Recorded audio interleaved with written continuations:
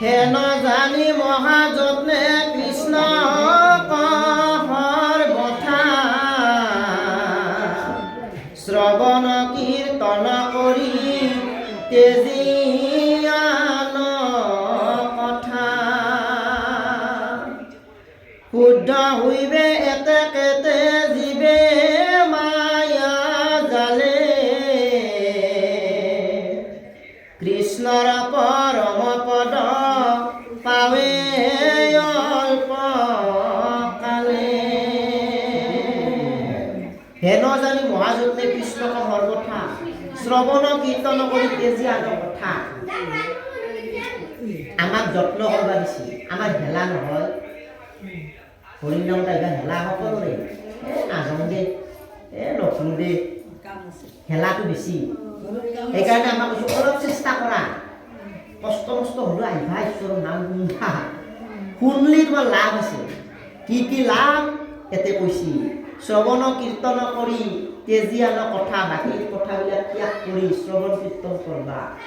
বোলে কি লাভ হ'ব শুদ্ধ হইবে এতেকে তেজিবি মায়া যায় আমাৰ পাপ নাথাকে শুদ্ধ হ'ব পাৰিব শুদ্ধ কোনোবাই টকা পইচা দি পাপ খেদাব পাৰিব বোলে মই 10 লাখ মান দিম মোৰ পাপখিনি খণ্ডন কৰি দিম আৰু খাদ্যনে এইটো টকা পইচা দি কিনিব পৰা বস্তু নহয় কিহত ক্ষয় যাব বুলি কৈছি হৰিৰ কীৰ্তন আৰু কি হ'ব তেজিবে মায়া যায় মায়া কাবাই ত্যাগ কৰোঁ বুলি কৰিব পাৰিব নেকি আৰু খাদ্য টাকা পইচা দিও হিৰে শেষ কৰিব নোৱাৰি আপোনালোকে কাটা যাব কিতে কাটা যাব কৃষ্ণৰ কীৰ্তন লৈ কৰিলে ইতে আমাৰ এই মায়া জাল নিজে নিজে আশা হৈ যাব আৰু কৈছে কৃষ্ণৰ পৰম পদ পাৱে অল্প কালে কৃষ্ণৰ চৰণতে আমি লগে লগে পাম এইকেইটা লাভ কৃষ্ণ কথা চৰকাৰী নাই এতিয়া দিলে টকা পইচা দিলেও কৃষ্ণৰ চৰণতে নাপাব নহ'ব এই কৃষ্ণৰ শ্ৰৱণ কীৰ্তন কৰিব লাগে ভকত ভাগৱত শুনব লাগে আৰু কৈছে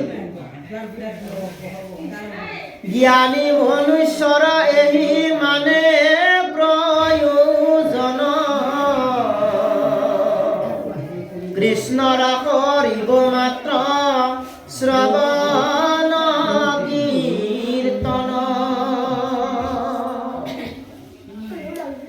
যেন ফল পাৱে হবে দেৱতাক যদি হৈল সৰ্ব সিদ্ধিয়েকে গোবিন্দক ভুজি এই কৈছি জ্ঞানী মনুষ্য জ্ঞানী হলি না অজ্ঞানী হলি জ্ঞানী মনুষ্যৰ এই মানে প্ৰয়োজন কৰিবে কৃষ্ণৰ শ্ৰৱণ কীৰ্তন জ্ঞানী হলি কৃষ্ণ শ্ৰৱণ কীৰ্তনটোৱে সাৰ কৰিব লাগে অসংখ্য দেৱতাক ভজি যি ফল পাব এক ঈশ্বৰক ভজি সেই ফল সেইকাৰণে কৃষ্ণৰ চৰণত যদি দিয়া সমস্তই পাইছ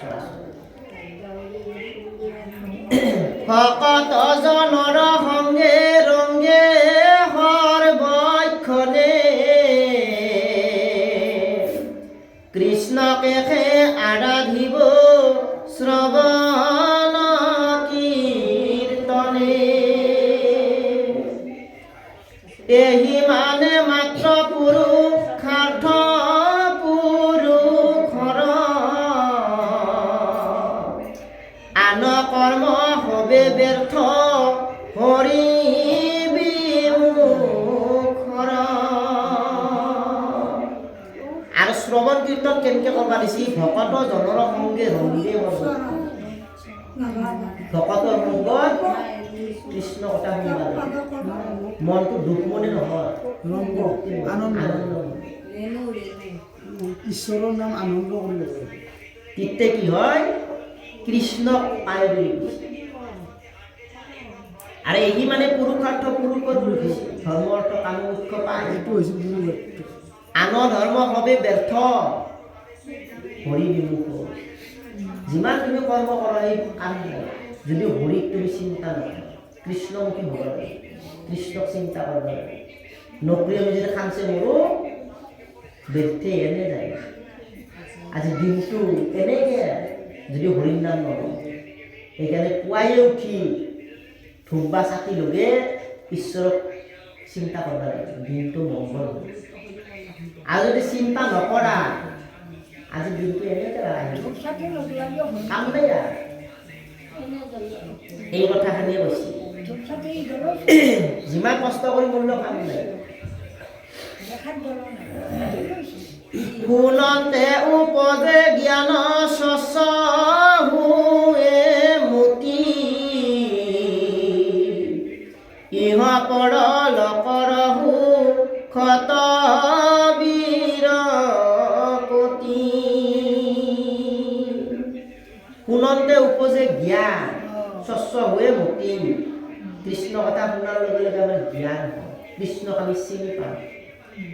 আৰু কি হয় স্বচ্ছ হয় মতি আমাৰ মনটো ভাল হয় শুদ্ধ হয় চাফা হয় আৰু কি কৈছে ইহ পৰলোকে বীৰগতি বুলি কৈছে বিৰক্তি সেইবাৰ আনন্দ হয় দুখ নাথাকে মুখ্যত অধিক মিলে সপ্ৰেম ভকতি হেন হৰি কথা তন কৰে কনে ৰতি মুক্তিত কৰি শ্ৰেষ্ঠ শ্ৰেষ্ঠ সপ্ৰেম ভকতি কৃষ্ণ এই ভকতৰ সংগটো হৈছে মুক্তিত কৰি মুক্তিত কৰিও আৰু কেনেকৈ ভক্তি কৰিব দিছিল সপ্ৰেম ভক্তি ভক্তি মানে জানো না ভক্তি কি কেনেকৈ কৰে যেতি জানো ভক্তি ভক্তি বুলি কৈ আছে ভক্তি কৰা সেয়ে নেকি সকলোকে ভক্তি কৰা সেয়ে ভক্তি কৈছে ভক্তি মানে হৈছে ভাল পোৱা কাক ভাল পাবা দিছি চবকে ভক্তি মানে হৈছে ভাল পোৱা কাক ভাল পাবা দিছি কৃষ্ণ কৃষ্ণক যাই ভাল পায় সেইটোৱে ভক্তি সেয়ে মেইন হৈছে এক কৃষ্ণ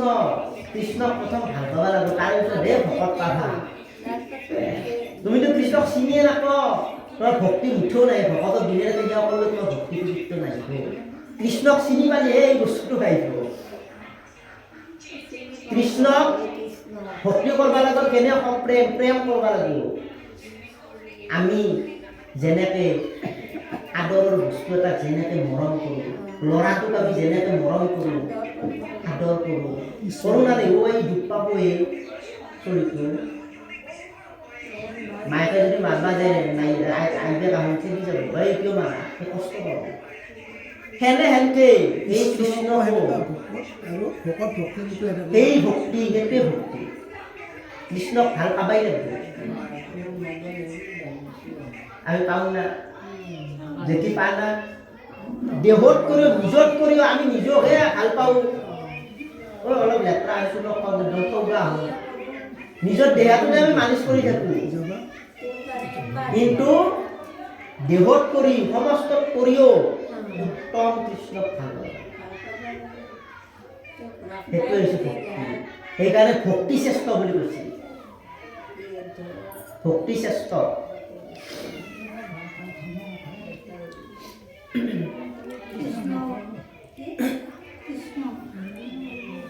সেইকাৰণে কৃষ্ণক প্ৰেম ভক্তাৰা কৰিছে বিৰক্ত আছিল